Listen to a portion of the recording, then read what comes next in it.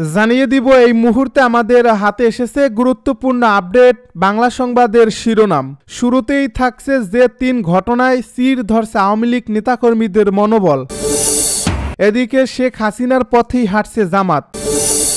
আরও জানাবো ঢাকার সঙ্গে দূরত্ব কাটাতে শেখ হাসিনা হতে পারে দিল্লির ট্রাম কার্ড। সব শেষে জানিয়ে দিব খালেদা জিয়ার অসুস্থতা, তারেক রহমান দেশে ফিরতে পারেন দ্রুতই। এতক্ষণ শুনছিলেন হাতে থাকা আপডেট সংবাদের শিরোনাম, এবারে বিস্তারিত। তবে তার আগে অনুরোধ রইল ভিডিওটিতে একটি লাইক এবং কমেন্ট করে জানিয়ে দিন ভিডিও সম্পর্কে আপনার মূল্যবান মতামত। আরও জানিয়ে দিন ভিডিওটি কোথা থেকে দেখছেন বা কোন জেলা থেকে দেখছেন। যে ৩ ঘটনায় চির ধরছে আওয়ামী লীগ নেতাকর্মীদের মনোবল। শেখ হাসিনার মামলার রায় এবং ভল্টে বিপুল পরিমাণ স্বর্ণের খোঁজ পাওয়ার ঘটনায় আওয়ামী লীগ নেতাকর্মীদের মধ্যে পরিস্থিতি নিয়ে নতুন করে আলোচনা শুরু হয়েছে। অনেকেই এইসব ঘটনায় কিছুটা দমে গেছেন। তারা বলছেন মাঠ পর্যায় থেকে ঝুঁকি নিয়ে সরকার বিরোধী আন্দোলন সংগ্রাম করার কারণে তাদের জন্য ক্রমশ ঝুঁকি তৈরি হচ্ছে। গ্রেপ্তার আতঙ্কে তাদের থাকতে হচ্ছে লুকিয়ে। শত শত নেতাকর্মীর বিরুদ্ধে ঝুলছে হত্যা ও দুর্নীতির মামলা, যার ফলে এমন পরিস্থিতির মধ্যে দলীয় প্রধানের বিষয়ে নেতিবাচক খবর তাদের বিব্রতকর অবস্থায় ফেলছে। তাদের মতে উদ্ধার করা স্বর্ণ তার পরিবারের সদস্যদের হলেও এটি আয়কর নথিতে দেখানো হলেও নেতিবাচক আলোচনা কম হতো, যার ফলে পুরো বিষয়টি নেতাকর্মীদের হতবাক করছে। জানা গেছে এসব ঘটনায় আওয়ামী লীগের মধ্যে ব্যাপক প্রতিক্রিয়া তৈরি হয়েছে। দলটির মাঠ পর্যায়ে নেতাকর্মীরা হতবাক হয়েছেন, কারণ সম্পদ অর্জনের বিষয়ে ভেতরে ভেতরে এত কিছু ঘটছে যা তাদের জানা ছিল না। বঙ্গবন্ধুর পরিবারের সদস্যদের আদৌ এসব সম্পদ অর্জনের প্রয়োজন ছিল কিনা এমন প্রশ্ন তুলছেন কেউ কেউ। তারা বলছেন আওয়ামী লীগ কোনোদিনই ফিরে এলেও সম্পদ অর্জনের এসব ঘটনা ইতিহাস হয়ে থাকবে। অনেকের মতে এসব ঘটনা নৈতিক দিক থেকেও দলটিকে কিছুটা দুর্বল অবস্থানে ঠেলে দেবে।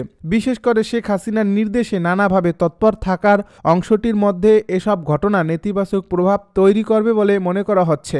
বিশ্লেষকেরা মনে করছেন ক্ষমতায় থাকতে শেখ হাসিনা নিজেকে সবকিছুর ঊর্ধ্বে মনে করতেন, যার ফলে এ ধরনের অন্যায় দুর্নীতির খবরে অবাক হওয়ার কিছু নেই। তাদের মতে দলীয় প্রধানের এ ধরনের কর্মকাণ্ড নেতাকর্মীদের মধ্যে নেতিবাচক বার্তা দেয়, তাদের মনোভাব দুর্বল করে। অপরাধ স্বীকার করার মন মানসিকতা সৃষ্টি হলে হয়তো তার দলের রাজনীতিতে কিছুটা ইতিবাচক প্রভাব ফেলতে পারে।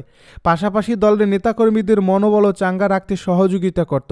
কিন্তু একের পর এক ঘটনা সামনে আসায় সেই সম্ভাবনা খুব একটা দেখছেন না তারা। ট্রান্সপারেন্সি ইন্টারন্যাশনাল বাংলাদেশের নির্বাহী পরিচালক ইফতেখারুজ্জামানের মতে তৎকালীন সরকার এবং সরকার প্রধান নিজেদেরকে জবাবদিহি থেকে শুরু করে সবকিছুর ঊর্ধ্বে ভেবেছে, যে কারণে ক্ষমতার অপব্যবহার করে রাষ্ট্র পরিচালনায় মানুষের অধিকার হরণ করে ক্ষমতায় ছিল। আর ক্ষমতায় থেকে তারা চোরতন্ত্র প্রতিষ্ঠা করেছিল। যুগান্তরকে তিনি বলেন সেই চোরতন্ত্রের শীর্ষে থাকা ব্যক্তিরা অনিয়ম দুর্নীতির জড়িয়ে পড়েছিলেন। এটা সার্বিকভাবে বিব্রতকর, কিন্তু অবাক হওয়ার মতো নয়। অন্তত আমি অবাক নই, কারণ এটা তার ক্ষমতার অপব্যবহারের যে সার্বিক চিত্র সেটার ক্ষুদ্র একটা অংশ। তিনি আরও বলেন, তবে সৌভাগ্যের বিষয় যে এগুলো এখন জবাবদিহির মধ্যে আনার একটা ক্ষেত্র বা সুযোগ তৈরি হয়েছে, যার প্রথম পদক্ষেপ হিসেবে প্লট দুর্নীতি মামলার রায়টা হলো। আমার জানা মতে আরও অন্তত 5 থেকে 6টা মামলায় তার ও পরিবারের সম্পৃক্ততার বিষয়গুলো আছে, যেখানে আয়ের উৎস নেই, কর ফাঁকি আছে, ডকুমেন্টেশন নেই, ফলে প্রতারণা এখনও চলে আসবে, যার ফলে প্রতারণা এখানেও চলে আসবে। শেখ হাসিনা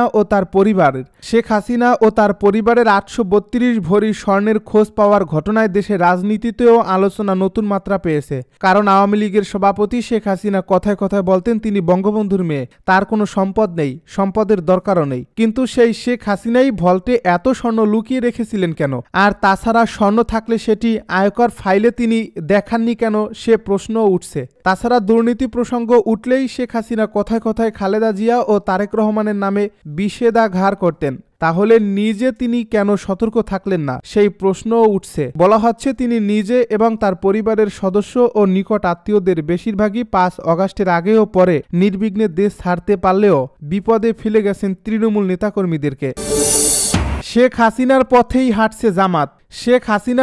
হাঁটছে জামাত এমন মন্তব্য করে চট্টগ্রাম মহানগর বিএনপির সাবেক সাধারণ সম্পাদক আবুল হাশেম বক্কর বলেছেন, শেখ হাসিনা যেভাবে প্রশাসনকে ব্যবহার করে দিনের ভোট রাতে ব্যালট বক্সে ভরেছিলেন, জামায়াতও সেই পথেই হাঁটতে চাইছে। শাহজাহান চৌধুরীর বক্তব্যে সেটা স্পষ্ট হয়েছে।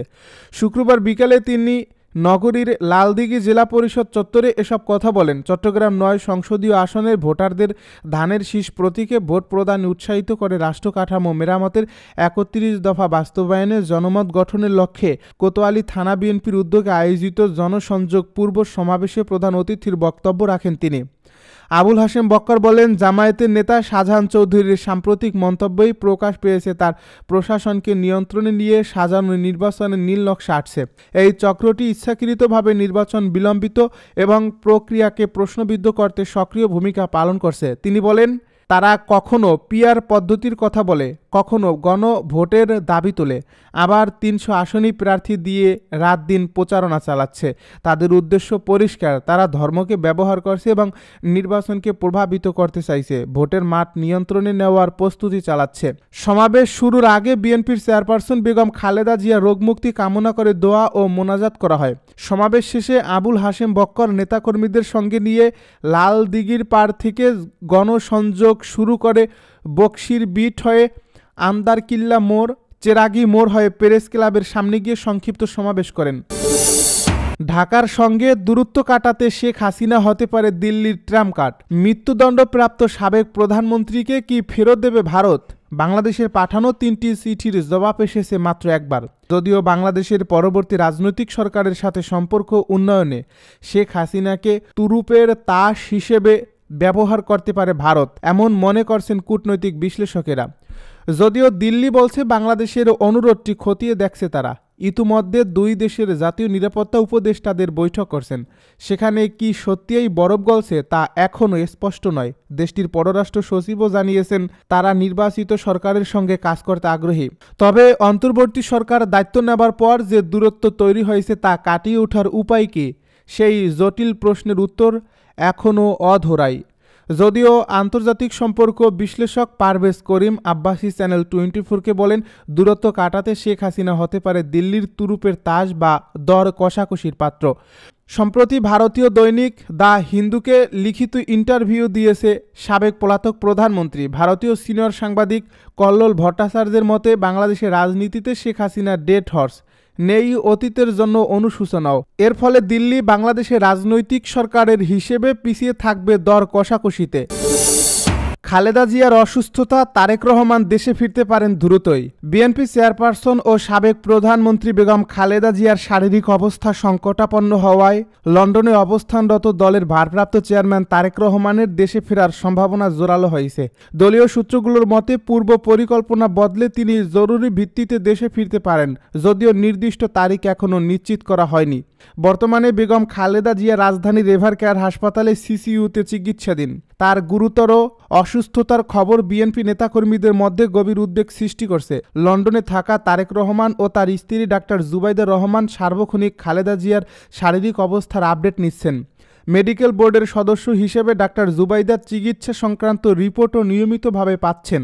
এদিকে প্রয়াত আরাফাত রহমান কোকোর স্ত্রী সৈয়দা শামিলা রহমান এবং খালেদা জিয়ার ছোট ভাই শামীম ইস্কান্দার হাসপাতালেই অবস্থান করছেন। শুক্রবার বিকেল ও রাতে 2 দফায় বেগম খালেদা জিয়াকে দেখতে হাসপাতালে যান বিএনপির মহাসচিব মির্জা ফখরুল ইসলাম আলমগীর। বিএনপির বিভিন্ন স্তরের নেতাকর্মীরা রাতভর হাসপাতালে ভিড় করেন এবং চেয়ারপারসনের সর্বশেষ অবস্থা জানার চেষ্টা করেন। এ পরিস্থিতিতে তারেক রহমানের দ্রুত দেশে ফেরার সম্ভাবনা আরও জোরালো হয়েছে বলে দলের একাধিক সূত্র জানিয়েছে। আগামী ডিসেম্বরের শুরুতে জাতীয় সংসদ নির্বাচনের তফসিল ঘোষণার কথা রয়েছে। সে প্রেক্ষাপটে ডিসেম্বরের প্রথম সপ্তাহে দেশে ফেরার বিষয়ে তারেক রহমানের পরিকল্পনা আগে থেকেই আলোচনায় ছিল। বিএনপির উচ্চ পর্যায়ের একটি সূত্র জানায়, তিনি দেশে ফিরে ভোটার হবেন এবং নির্বাচনী প্রচারেও সক্রিয়ভাবে যুক্ত হওয়ার প্রস্তুতি নিচ্ছিলেন। দলীয় সূত্র আরও জানায়, 17 বছর পর দ্বিতীয় শীর্ষ নেতার প্রত্যাবর্তন ঘিরে তার নিরাপত্তা, বাসভবন সংস্কার, অফিস প্রস্তুতকরণ সহ সব ধরনের প্রস্তুতি আগেই সম্পন্ন হয়েছে। পরিকল্পনা ছিল ওমরা পালন শেষে সৌদি আরব থেকে লন্ডনে ফিরে সরাসরি ঢাকায় আসবেন তিনি। তবে খালেদা জিয়ার হঠাৎ গুরুতর অসুস্থতা সেই পরিকল্পনা বদলে দিতে পারে। শীর্ষ নেতাদের মতে, পারিবারিক ও রাজনৈতিক পরিস্থিতি বিবেচনায় তারেক রহমানকে আগের নির্ধারিত সময়ের আগেই দেশে ফিরতে হতে পারে।